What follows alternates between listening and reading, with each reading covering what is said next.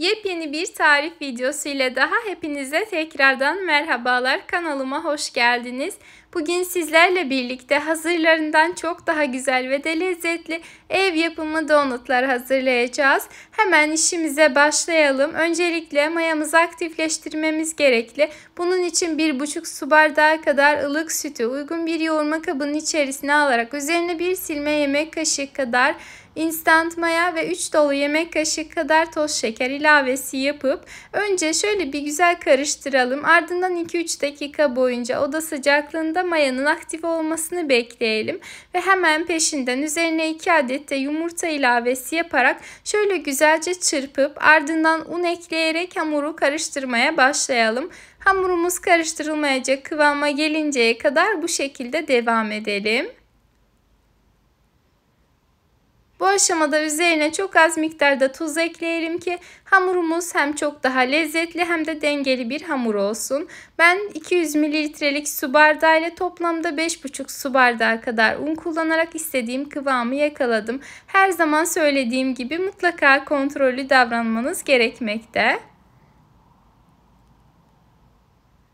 Hamuru biraz toparladıktan sonra üzerine 80 gram kadar oda ısısında yumuşamış tuzsuz tereyağı ekleyelim ve tamamen pürüzsüz güzel bir kıvam alana kadar 5 dakika boyunca hamurumuzu yoğurmaya devam edelim. Hamur hazır olduktan sonra üzerini örtelim, hava almayacak şekilde kapatalım mutlaka ve böylece en az 2 katına çıkıncaya kadar hamuru mayalanmaya bırakalım. Ortalama süre 45-50 dakikadır. Eğer sıcak aylarda, mesela şu an Haziran ayı, hava çok sıcak, yarım saat içerisinde mayalandı. Eğer soğuk aylarda ise süre birazcık uzayabilir ama sonuç olarak mayanız aktif ise, güzel ise mutlaka mayası gelecektir, mayalanacaktır. Mayalanmış hamurun önce güzelce havasını alalım ki daha sonrasında maya kokusu ve tadı gelmesin. Ardından tezgahımıza çok az miktarda un serpiştirerek hamuru merdane ile açalım.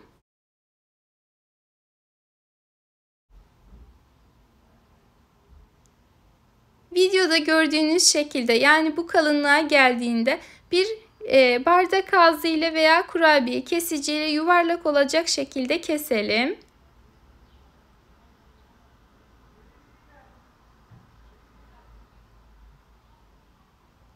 Hamurun tamamını yuvarlaklar şeklinde kestikten sonra yağlı fırın kağıdının üzerine dizelim. Kalan hamura ise tekrardan aynı şekilde şekil vererek işimize devam edeceğiz.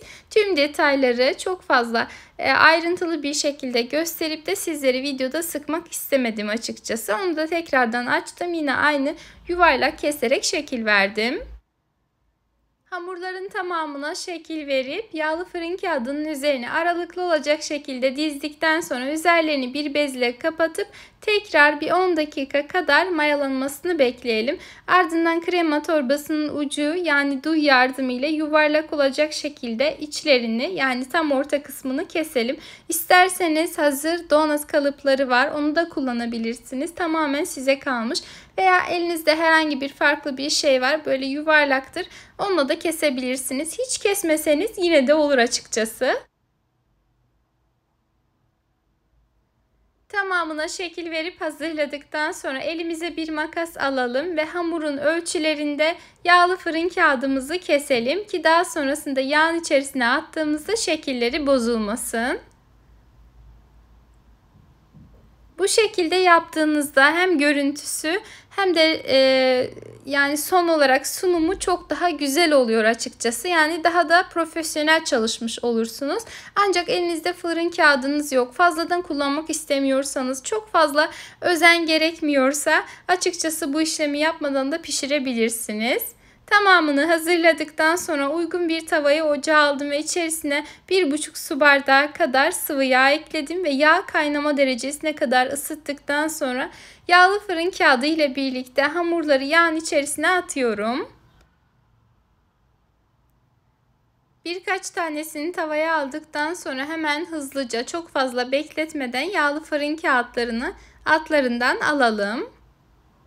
Ve tekrardan işimize devam edelim. Tavamıza sığdığı kadarını yerleştirelim. Kabardıkça biraz fazla kabarıp şekillerini bozmamak adına çok fazla yerleştirmeyin ki yerleri çok dar olmasın. Bir tarafları kızardıktan sonra diğer tarafına çevirelim. Ocağımız eğer yüksek ateşteyse, çok fazla kızartıyorsa ateşi mutlaka orta ayara getirip düşük ısıda, yani çok fazla abartmadan, yakmadan güzelce her iki tarafını kızartalım ve kızaran hamurları hızlıca bir mutfak havlusunun üzerine alalım ki fazla yağından arınsınlar. İçleri kesinlikle yağ çekmiyor. İşte yüzeyinde ne kadar yağ varsa o kadar oluyor.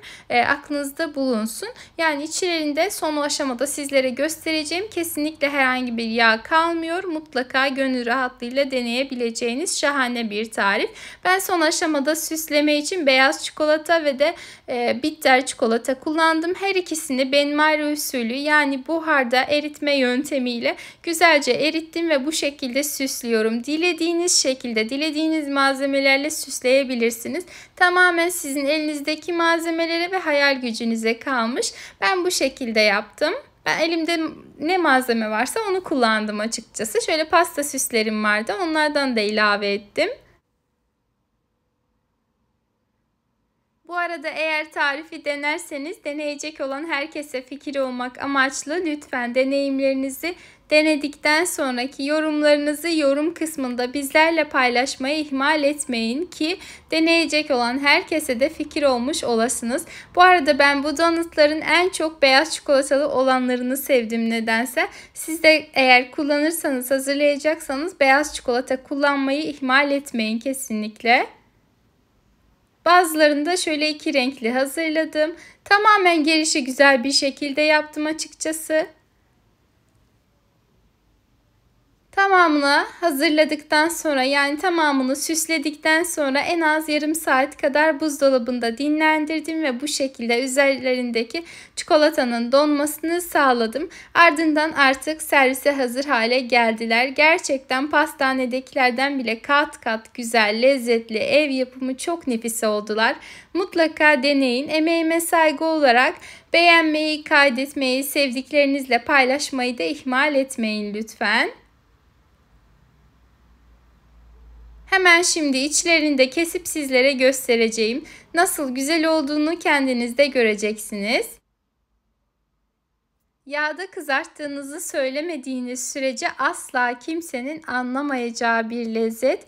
Mutlaka yine de diyorum, deneyin. Denedikten sonra yorum yazmayı ihmal etmeyin. Sizlerle birlikte bir videolu tarifin daha sonuna geldik. Kendinize çok çok iyi bakın. Allah'a emanet olun. Tekrardan görüşmek ümidiyle.